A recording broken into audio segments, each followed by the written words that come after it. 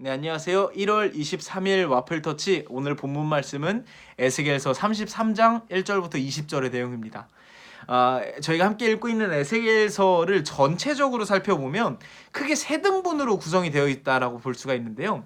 이제 1장부터 24장까지로 구성이 되어 있는 맨 앞부분은 이제 이스라엘을 향한 하나님의 심판의 메시지가 담겨져 있는 부분이고요.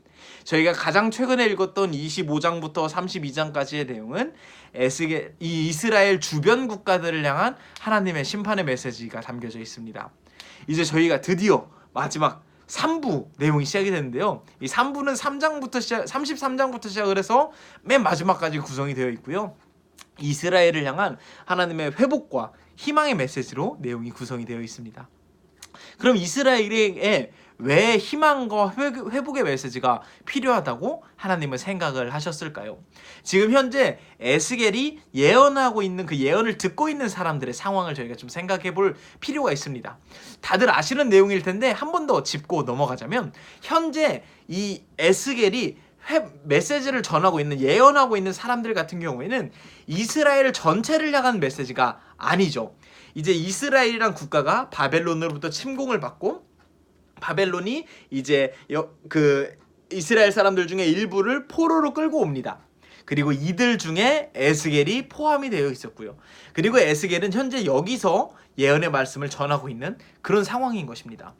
그런데 이 이스라엘이 이 포로로 잡혀온 지 9년째가 되는 해부터 이제 바벨론으로부터 완전히 포위를 당하게 되고요. 그리고서 18개월 동안 열심히 항전을 하지만 이웃 국가에게 도움을 청하기도 하고 이집트라든지 도움을 청하지만 아무런 도움도 받지 못하고 결국 끔찍하게, 정말 얼마나 끔찍했다고 성경에 나오냐면 자기 자녀의 살을 뜯어먹었어야 됐을 정도로 기근이 심했다라고 표현이 되면서 끔찍하게 완전 멸망을 당하게 됩니다. 이 완전히 멸망을 당하고 나서 지금 현재 상황인 것인데요. 지금 이들에게 얼마나 절망감이 심하겠습니까? 언젠가는 내가 우리나라로 돌아가겠거니, 언젠가는 이 지겨운 포로 생활이 끝나고 우리나라로 독립이 돼서 돌아가서 다시 행복하게 살겠거니, 우리 가족들도 다시 보고 우리 이웃들도 다시 보면서 다시금 살 수 있겠거니 생각을 했는데, 본국이 완전히 망해버렸다는 소식을 들은 이 절망 속에 빠진 사람들에게 현재 하나님께서 희망과 소망의 메시지를 전달하겠다라는 그런 상황인 것입니다. 저희 나라로 예를 들자면, 예를 들어서 우리나라가 일제감정에 있기 때, 일본에게 강제 점령 당했을 때 이 일부 사람들을 이제 일본으로 끌고 강제 이주해서 여기서 강제 노역을 시켰다라고 쳐보면, 이 현재 막 열심히 언젠가는 내가 우리나라로 돌아가겠거니라고 생각을 하면서 일본 땅에서 열심히 일을 하고 있었는데, 우리나라가 완전히 망해버렸다, 돌아갈 본국이 사라졌다라는 소식을 좀 듣게 된 것입니다. 얼마나 절망스럽고 통탄스러웠겠습니까? 지금 에스겔을 포함한 포로로 잡혀온 사람들의 마음이 이런 상황인 것입니다. 우리가 돌아갈 땅, 우리의 나라, 우리 모국이 사라져버렸다, 완전히 망해버렸다. 포로로 잡혀온 우리는 이제는 어디로 가지? 이제는 다 끝이다 라는 그런 끔찍한 절망감 속에 지금 빠져있는 상황인데, 그런 상황 속에서 하나님께서 에스겔을 통해 희망과 소망의 메시지를 전달하고자 하는 것이 33장부터 끝까지 구성이 되어 있는 것입니다. 그럼 오늘의 본문 말씀은 어떤 식으로 내용이 구성이 되어 있냐면, 크게 세 가지 내용으로 구성이 되어 있는데요. 첫 번째는 에스겔을 파수꾼으로 불렀다, 내가 너를 파수꾼으로 부를 것이다 라는 내용과, 두 번째는 파수꾼으로서 네가 이스라엘 백성들에게 얼른 회개해야 된다라는 내용을 전해야 한다. 만약에 이걸 전했는데 그들이 네 말을 듣지 않으면 너는 심판받지 않을 것이지만, 네가 전하지 않으면 너도 똑같이 악인으로서 대우를 당할 것이다 라는 내용. 그리고 마지막으로, 이스라엘 백성들아, 너네들이 악인이었는데 지금 의로운 행동을 행하면, 그럼 의로운 행동에 따라서 이제 보응을 받는 것이다. 아무리 과거에 악인이었어도 지금 의로운 행동을 하면 그에 따라서 복을 받는 것이고, 아무리 과거에 의인이었어도 지금 악인으로서 행동을 한다면 너는 그에 따라서 심판을 받는 것이다 라는 내용이 오늘의 내용으로 구성이 되어 있습니다. 그런데 저희가 함께 에스겔서 이제 쭉 같이 읽어오신 분들이라면은 아마 눈치를 채셨을지도 모르겠는데요.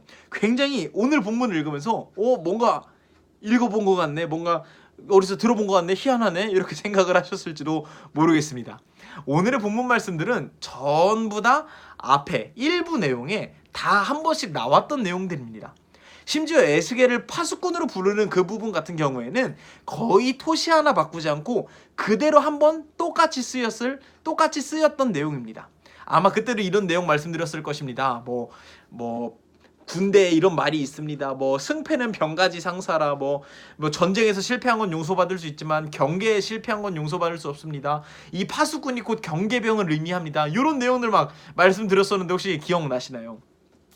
에스겔이 맨 처음 3장에서 하나님께 사명을 받고 예언자로서 일을 시작할 때 그때 받았던 내용을 하나님께서 고스란히 한 번 더 이야기하고 계신 상황인 것입니다. 그 뒷내용도 마찬가지로 에스겔을 향한 하나님의 어떤 사명을 다시 한번 불러일으키는 내용이고요. 오늘 본문의 마지막 부분 같은 경우에도 앞부분에서 12장이나 20장이나 여러 번 반복됐던 내용들입니다. 그런데 그때랑 뉘앙스가 조금 달라졌습니다. 그때는 너네가 아무리 의인이었어도 지금 악을 행하고 있기 때문에 너네는 악인으로서 그 심판을 받는 것이다 라는 내용이 주였다면, 오늘의 본문 말씀 특히 11절을 한번 우리가 읽어보자면 오늘의 본문 말씀에서는 너네가 아무리 악인이었어도 나는 그 악인이 그냥 죽는 것을 바라는 것이 아니다. 이 악인이 얼른 회개해서 나에게로 돌아오기를 나는 소망하고 있다. 이런 내용으로 담겨져 있는 것입니다. 오늘의 본문 말씀을 통해서 저희가 어떤 것을 좀 살펴보면 좋을까 여러모로 좀 고민을 해보다가 지금 이스라엘을 포함한 에스겔을 포함한 지금 이런 사람들의 마음이 좀 제 마음속에 들어왔습니다. 특히 가장 먼저 에스겔의 마음이 생각이 들었는데요. 제가 에스겔이라면 더 이상 예언이고 뭐고 정말 다 때려치고 하기 싫었을 것 같았습니다. 그동안 하나님이 시키신 대로 열심히 예언을 하고 이스라엘 백성들의 어떤 회개를 촉구하고 할 만큼 했는데, 그런데 결말은 이게 뭡니까? 결말은 내 자신도 돌아가야 될 그 본국 이스라엘도 망해버리고 다 같이 지금 절망 속에 빠져버린 이런 상황 속에서 무슨 예언을 더 하고 무슨 메시지를 전달하겠습니까? 그런데 그런 절망에 빠진 에스겔에게 하나님께서 초심을 불러일으켜 주십니다. 맨 처음 주셨던 그 사명에 대해서 다시 한번 생각하게 만들어 주십니다. 맨 처음 내가 너를 파수꾼으로 불렀을 때 이 중요한 직책, 경계병이라고 하는 이 파수꾼이라는 직책을 너에게 줬었는데 이거 끝난 거 아니다. 너는 지금 끝났다고 생각을 하겠지. 너는 더 이상 예언자로서의 너의 사명이 필요 없고 끝났다고 생각을 하겠지. 하지만 나는 이제 시작이다 라고 이야기를 하시는 그런 하나님의 마음이 담겨져 있는 것이 오늘의 본문이라는 생각이 들었습니다. 그러면서 이젠 다 끝이야. 내 사명은 이제 끝이야. 나는 더 이상 아무것도 하기 싫어. 내게 맡겨진 이 일이 싫어 라고 생각하는 이 에스겔에게 다시금 아니 너에게는 아직 할 일이 더 있어. 내가 너를 통해서 일할 거야 라고 용기를 불러일으켜 주시는 그런 하나님의 마음이 오늘의 본문에 담겨져 있고요. 그리고 이 뒷부분의 내용을 통해서 절망 속에 빠져 있고 여전히 나는 이제 우리는 끝났어. 이제 우리 이스라엘 민족은 아예 사라져버렸고 더 이상 희망이 없어라고 생각하는 이스라엘 백성들에게 하나님께서 아니야. 너네가 여전히 악의 길에 있지만 지금 이렇게 나라가 망해버렸지만 내가 있잖아. 내게로 돌아와. 나에게로 돌아오면 다시 내가 너네들의 희망이 되어줄게 라고 이야기를 하시는 그런 하나님의 마음이 오늘 본문에 담겨져 있다는 생각이 들었습니다. 그러면서 저는 저희에게 적용할 수 있는 점이 한 두 가지 정도 크게 생각이 났었는데요. 첫 번째는 하나님께서 맡겨주신 일을 하다가 혹시 지금 절망에 빠지고 매너리즘이랄까요? 어떤 실망감에 빠져버린 그런 분들이 혹시 이 영상을 함께 보고 계시다면 그분들에게도 오늘 하나님께서 에스겔에게 말한 것처럼 이야기하시지 않을까 하는 생각이 들었습니다.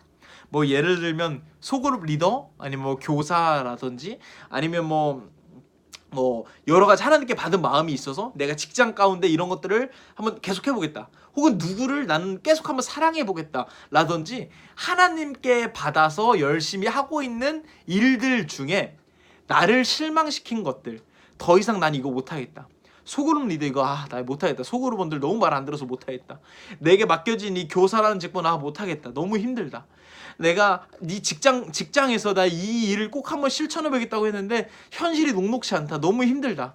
내가 이 사람을 사랑해 보겠다고 노력했는데 이 사람 사랑하는 거 참 어렵다. 그만하고 싶다라는 생각이 혹시나 들고 있는 분들이 계시다면 에스겔과 같은 그런 마음이지 않을까 생각이 듭니다. 이젠 끝이야. 이 일은 이제 그만할래. 하나님이 주신 일이지만 이거는 이제는 내 일이 아닌 것 같아라는 생각이 혹시나 들고 계신 분들 계시다면 그분들에게 오늘 하나님께서 오늘 본문을 통해 아니야. 너는 끝이라고 생각을 해도 나는 끝내지 않을 거야. 너를 통해서 내가 다시 한번 시작할 거야 라고 이야기를 하시고 계시지 않을까. 그런 생각이 잠깐 스쳤고요. 두 번째로는 이런 생각이 들었습니다. 제가 나이도 많이 어리고 여기 영상을 보고 계신 분들에 비해서 인생 경험도 너무너무 적고 부족하지만 저뿐만 아니라 제 주변에 일어나고 있는 많은 일들을 보면 참 이제는 끝인가? 더 이상 희망이 없는가? 라는 생각이 드는 인생에 그런 때가 간혹 오는 것 같고 그런 때가 온 걸 같아 보이는 분들이 주변에 많이 있는 것 같습니다. 종종 보이는 것 같습니다. 우리 가족 중에 건강이 누군가가 많이 상할 때 혹은 내 건강이 악화됐을 때 혹은 누군가와의 관계가 틀어졌을 때 혹은 물질적으로 너무너무 어려움이 찾아왔을 때 그때 나는 이제 끝이다. 더 이상 너무 희망이 없다. 힘들다. 라는 생각이 들 때가 우리 삶 가운데 종종 있는 것 같습니다. 그런데 그런 우리에게 하나님께서 어쩌면 오늘 본문을 통해서 용기를 좀 주시는 것이 아닐까 하는 생각이 들었습니다. 인간이 끝이 났다라고 생각을 했을 때 그때 하나님이 시작하신다라는 말이 있더라고요. 내 생각에 이제는 끝이야. 이제는 절망밖에 남지 않았어 라는 생각이 들면서 점점점 어두움 속에 빠져들어갈 때 지금 이스라엘 백성들의 상황을 봤을 때 우리가 봐도 그렇지 않겠습니까? 너무너무 더 이상 희망은 없어 보이고 완전 끝인 것 같고 그런데도 불구하고 하나님은 여전히 이야기를 하십니다. 내가 있어. 내가 여기 있어. 네가 아무리 악한 길에 빠지고 네 인생이 지금 아무리 절망 속에 빠져들어가고 더 이상 희망이 없어 보여도 내가 있어. 나에게로 와. 나에게로 돌아와.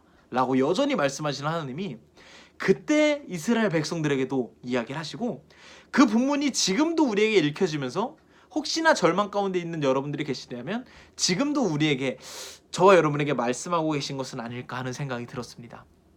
혹시나 지금 절망 가운데 빠져있는 분들 혹은 에스겔처럼 하나님께서 맡겨주신 일을 하는데도 불구하고 힘들고 어려움 속에 있는 분들 내가 열심히 신앙생활을 했지만 내 삶 가운데 더 이상 희망은 없어 보이고 절망만 있어 보이는 분들 계시다면 어쩌면 오늘 하나님께서 오늘 에스겔서 본문을 통해서 또 앞으로 나올 본문들을 통해서 이런 이야기 하시는 것이 아닐까 생각이 듭니다.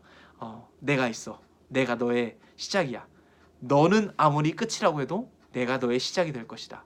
너는 아무리 절망이라고 해도 내가 너의 희망이 될 것이다 라고 이야기를 하시는 그런 하나님을 우리가 함께 의지하면서 이 어려움을 함께 잘 이겨내갈 수 있는 그런 저와 여러분이 되면 좋겠다는 생각이 들었습니다. 감사합니다.